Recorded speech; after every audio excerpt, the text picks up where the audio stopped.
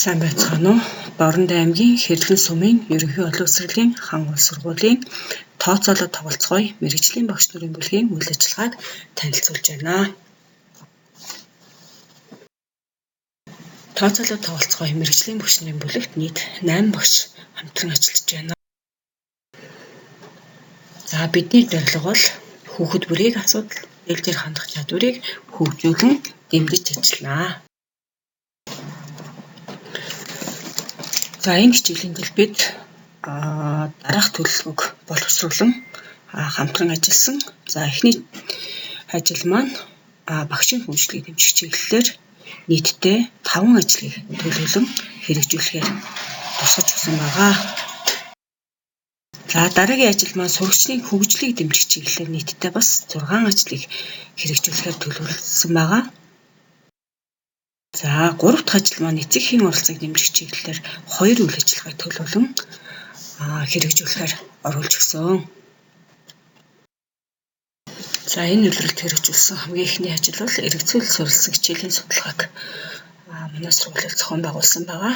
За үүнд бол залуу багш нарын туршлагатай багш нар маань дагалдуулан хичээлийн судалгааг зохион байгуулсан.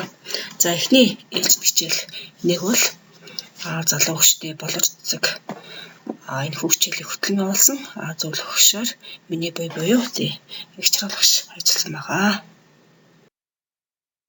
За эргэцүүлэл суралцсан судалгаат хичээл 1 математик хичээлийн план зураг уншиж үнсийн бодит хэмжээг олж сурталгай сэдвээр эргэцүүлэл суралцсан хичээлийг сургуулийнхаа 4-р ангийн 5 бүлэгт 5 удаа зохион байгуулж хэлэлцүүлгийг тухай бүрэн зохион байгуулсан.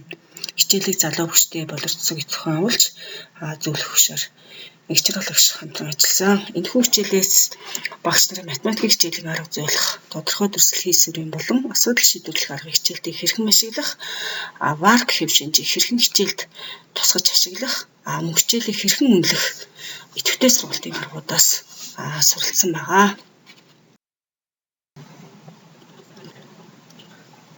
За энэхүү хичээлд бол дараах зүйлүүдийг бол бас тусгаж харуулахыг хичээсэн. За математикийн хичээлийн тодорхой төсөл хийсвэрийн арга, асуудал шийдвэрлэх арга, мөн тухайн хичээлдээ сурагчдын ялгаатай суралцах хэв шинж буюу варк хэв шинжээр ялгаатай байдлыг тооцсон даалгавар боловсруулж ажилласан байгаа. За мөн ялгаатай байдлыг хэрхэн үнэлэх, үнэлгээг бас өөрийн үнэлгээ, багийн үнэлгээ маягаар оруулж өгсөн. За мөн идэвхтэй сургалтын аргуудыг бас хичээлдээ төлхөө оруулж өгсөн байгаа.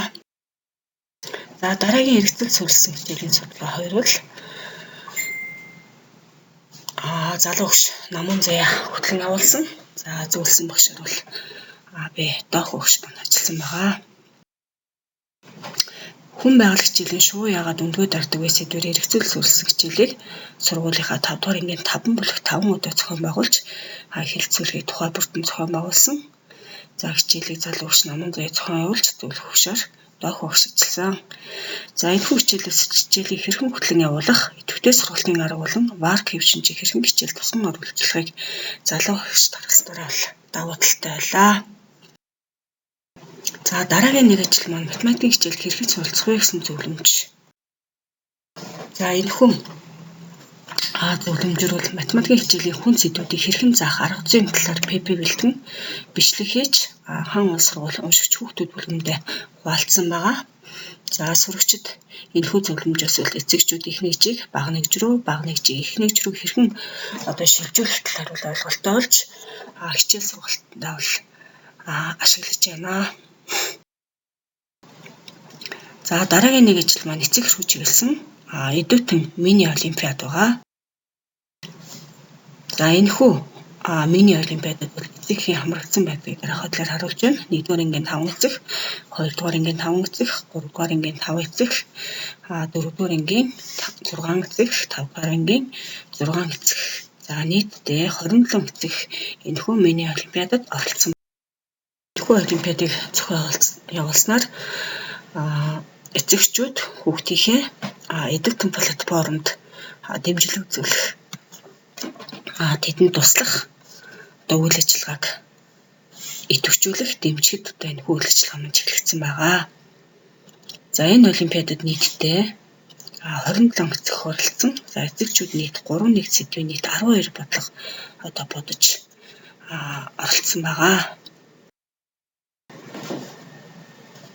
За энэ олимпиадад бол 27 бүлгийн 27 эцэг буюу эцэгчүүд маань 100% хамрагдаж оролцсон байгаа. За уг олимпиадыг зохион байгуулж амжилттай оролцсон 12 эцэг урамшуулсан. Эцэгхийг сургуулийн үйлчлэгаанд татан оролцуулах, мөн хүүхдийнхээ сурах үеийг дэмжин ажиллахад дэмжлэг үзүүлсэн сайн талтай байлаа. За энэхүү олимпиадад эцэгчүүд маань 396 оноо авч тэргүүн барьцалсан. За тусгай байранд орсон эцэг маань 330 оноо авч тусгай барьцалж нийтдээ 12 эцэг хийг бол урамшуулж ажилласан. За эдгээр миний олимпиадын явдлын зэргийг та бүхэндээ хүргэж байна. Анхаарал хандуулсан та бүхэнд баярлалаа.